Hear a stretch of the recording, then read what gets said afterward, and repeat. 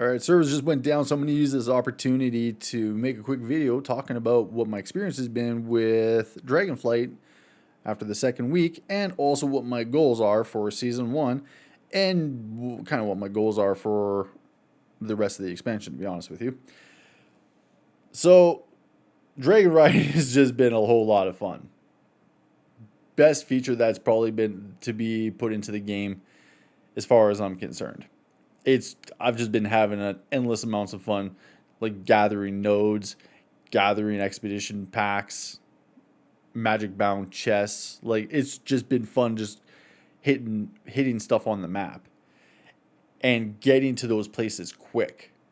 It's I can't emphasize how important it is to try to get good at dragon riding. Yes, it is skill based, but luckily the entry level to some modicum of skill is very low. Like you don't really need to be an expert to be able to go fast from getting from A to B.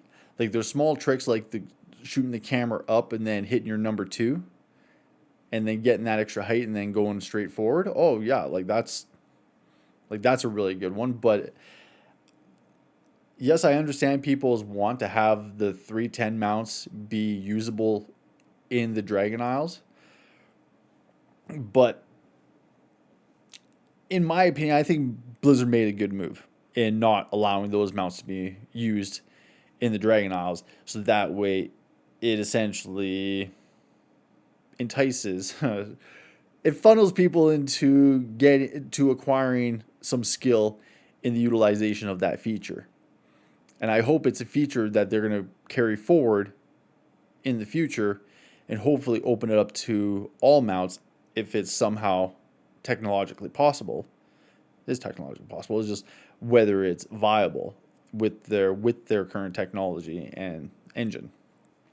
Different topic, different time. But I hope they still take that system and move forward with it. And the best way to do it is to get a sense of how people in mass are going to interact with it. And by funneling people into it is the best way to gauge how it could be implemented on a wider scale. That's not to say that they're going to totally scrap the 310 mounts. Like, come on. Like, no way. They look that Diablo 4 mount. Holy shit. That Diablo 4 mount is nuts. I love that thing to death. I can't remember. I don't even give a crap about the name of it. I saw that thing. I saw the wings on it. Oh my God. I was overjoyed that they put that in the game. Yes, it's kind of sort of behind a paywall by getting the deluxe edition of Diablo 4, blah, blah, blah. Don't care. That's a cool mount. You can't tell me that you ain't going to be sporting that thing whenever you can. Like, don't get me wrong. I love my Drake and I love how fast he can go. But in terms of looks, damn, that thing's cool. Anyway, so I just hope that people can get more of a handle on dragon riding, and show the devs what can be done with it. And I just want people to be better at it, because I just get so sick and tired of seeing people complain about something that's not really that hard. It really isn't. And I get the frustration with having to learn a new system. I really do. But I promise you that Dragon Riding is a good thing. I promise you it's a good thing for the game. I really, really do. Season 1.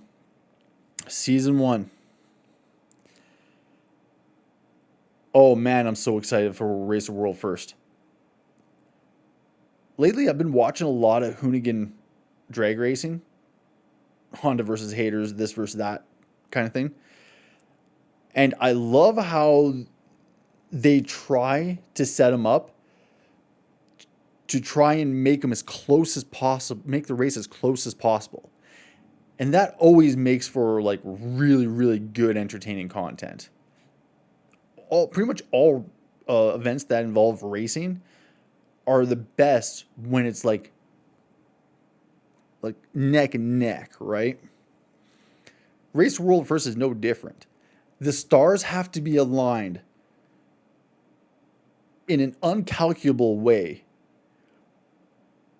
for two guilds to land on Razagath and to have her health drop at the same rate, to the point where the difference being is whose remaining DPS is up and who puts out the most damage before they fall over. When it's like neck and neck, where you have to actually look at logs and look at the times to see who it is that won, for something like that to happen, like that, I would be over freaking joyed if something like that happened. You kind of got a sense of that happening through the MDI, where you see bosses like health drop like at the same rate and whatnot. But like when you're getting into like rapid content like that, like the chances of it happening can be more likely to occur. But in a raid environment where you're dealing with 21 people on the front lines trying to push for that progression, and for a race to happen between two guilds or three guilds even, the chances of it happening are so small. That's why you generally see blowouts when it comes to a lot of Race World First. There's like, I'm no expert when it comes to the history of Race World First. Watch that documentary, by the way. Preach watched it the other day. And he linked it and I quickly saved it and watched. Man, my memory is dog crap, man. I'm so sorry. But either way, it was the one where they were, it was the one with Blood Legion. Yeah. That documentary was really good. I'm no expert when it comes to Race World First stuff. And again, my memory is crap anyway. So either way, but for a race to do that would be awesome. So good. Now, prediction. Okay, let me quickly preface some. Oops, sorry. Let me quickly preface my predictions. I'm a very casual watcher of mixed martial arts, and I have a tendency to try and predict based off no information, based off absolutely nothing, as to who's gonna win. Like, that's it, off of just the stats and what I've seen passively through media, and also whether I like the person or not, or also if they have a good entrance. If I don't know the fighters, and if I like the entrance music, that person gets a win. But one rule that I always I'm always hard on, is if a fighter comes in overweight in their weight class, I never pick that person. Absolutely not. If you come in overweight, absolutely not. You don't get my vote. Anyways, my point is anytime that I say, oh, this person's going to win, oh, that person's going to win, like 9 times out of 10, I am dead wrong. Wrong. Like, I don't gamble to any degree. Like, I do not gamble at all, for good reason, because I would be bankrupt. Because if I betted anything when it comes to mixed martial arts, I would be broke. I'm already broke, but way more broke. I'd be bankrupt broke, because I would be wrong all the time. So I'm really hesitant to lay down a prediction for Race to World First. I'm going to anyways. Now, my underdog pick for Race to World First, I would absolutely love it if Big Dumb Guild won. I would love it. Oh man, they're my underdog pick. Big Dumb Guild, if they won, oh, that would be so cool. The memes that Twitter handle would produce would be awesome. I love that. I love that Twitter feed. It's so good. It's so funny. And also, like, Dark Mech's my boy, man. I love Dark Mech. He's great, dude. Yeah, Big Dumb Guild, like, they're my underdog pick. But again, no information. I'm basing this off of no information other than historical context. Most of the wider community agrees that it's probably going to boil down to the big two, Echo and Liquid. If I had to choose between one of those two, I want I I want Liquid to take it. Just to kind of like just as like a good old punch to the gut for the BS that was like just Shadowlands, right? However, it's Echo. God damn, they're good. Oh man, their team cohesion is unbelievable. Watching them as a group, if you really listen and really pay attention and watch and not pay attention to any chat stuff and focus solely on them, fascinating group to watch work together. You would almost think they hate each other. It is so crazy that they're like bros and homies and like they're just all around good people to each other. But man, it always sounds like they freaking hate each other. But their team cohesion is absolutely unmatched, and it's so crazy to see every time. I want Liquid to win, but man, Echo is so good, and it would be so silly of me to like not say yay to them because it's literally 50-50 because Liquid is going in with I wouldn't say with something to prove because they have absolutely nothing to prove. Come on, the best in this, there's some of the best in the world. The zero things to prove. They have motivation. They have sheer unadulterated motivation pushing them. That like you oh man, you can sense it. You can see it. Anytime that they talk about it, any of their raid members, Max, teach they're talking about raids. They're going in with a different kind of momentum. But Echo, dude.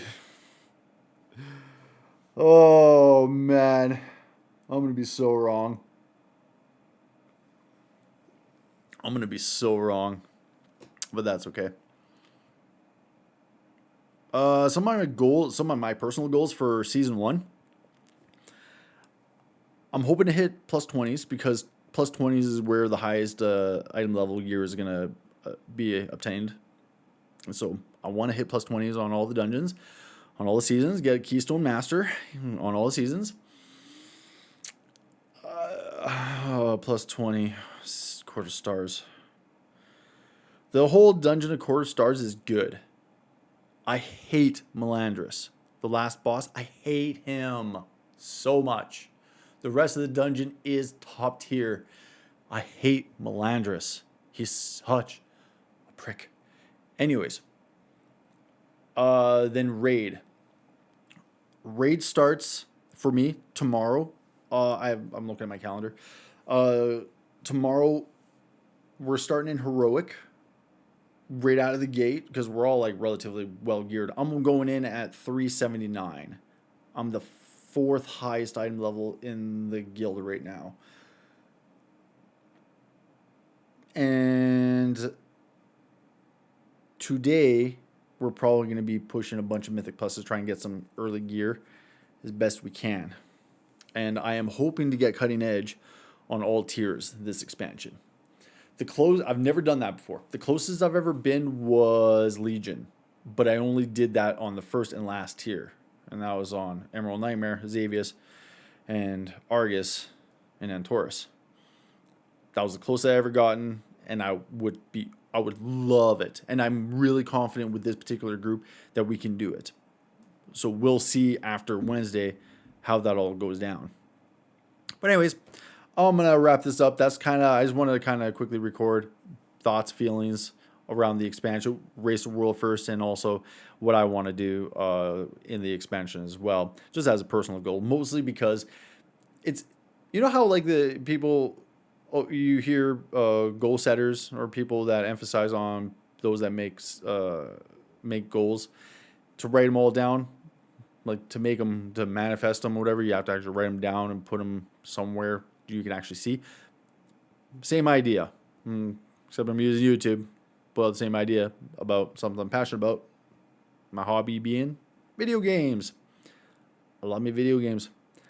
I love me some raiding, and at the moment, I love WoW. It's actually good. It's actually really good right now.